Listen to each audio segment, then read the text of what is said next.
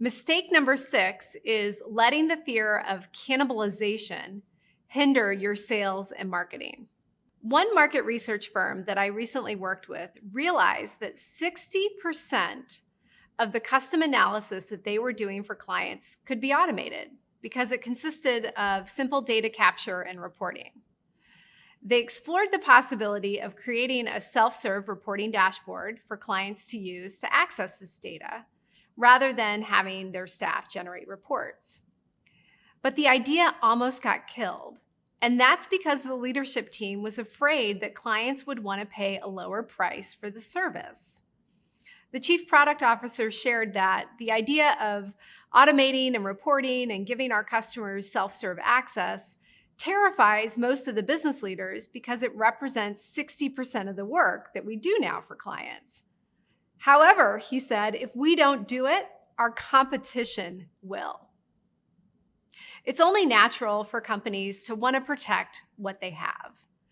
Many organizations run away from any new product that might cannibalize revenue from existing, often higher priced customized services.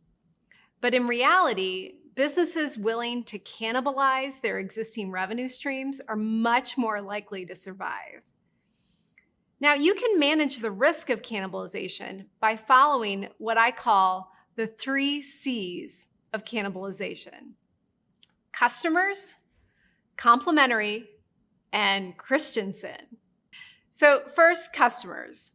Successful products all start with an urgent and expensive customer problem and target customer segments. So to mitigate the risk of cannibalization, your new products can target the problems of a new customer segment rather than the needs of your existing customers. For example, if you currently offer highly customized services for customers with a large budget, a feature-light self-service product will attract a different segment, a more cost-conscious customer. There likely won't be much overlap between the customer segments, and your cannibalization risk will be low. Now, the second C is complementary. And what I mean by that is find a product that is a good partner for your existing services. So according to David Robertson, who wrote the book, The Power of Little Ideas, I think the subtitle is A Low-Risk, High-Reward Approach to Innovation. He said one way to avoid cannibalization is to focus on developing complementary innovations around our current services.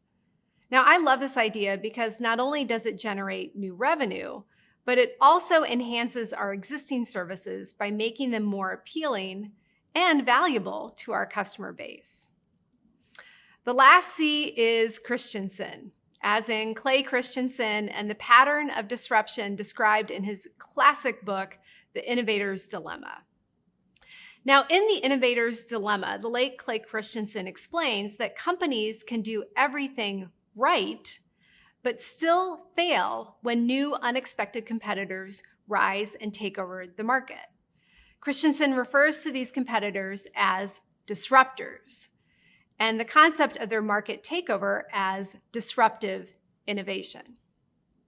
Disrupting yourself, or self-cannibalization, can renew a firm's competitive advantage and introduce a previously unthought of value proposition. The most common and notable example of successful self-cannibalization is Apple's iPhone, which immediately made the iPod obsolete. In retrospect, it would be hard to argue that self-cannibalization wasn't a smart move on Apple's part. Technology and increased access to capital mean that the pace of change is increasing every day, and the number of competitors, especially in the digital space, is also rapidly on the rise. So protecting existing products or services is the best way to make your business obsolete. Instead, think about how new products could attract new customers, how new products could complement existing products, and whether or not it's time to disrupt yourself before someone else does. So in your workbook, use the 3 C's framework to outline your cannibalization concerns and then brainstorm how to address them.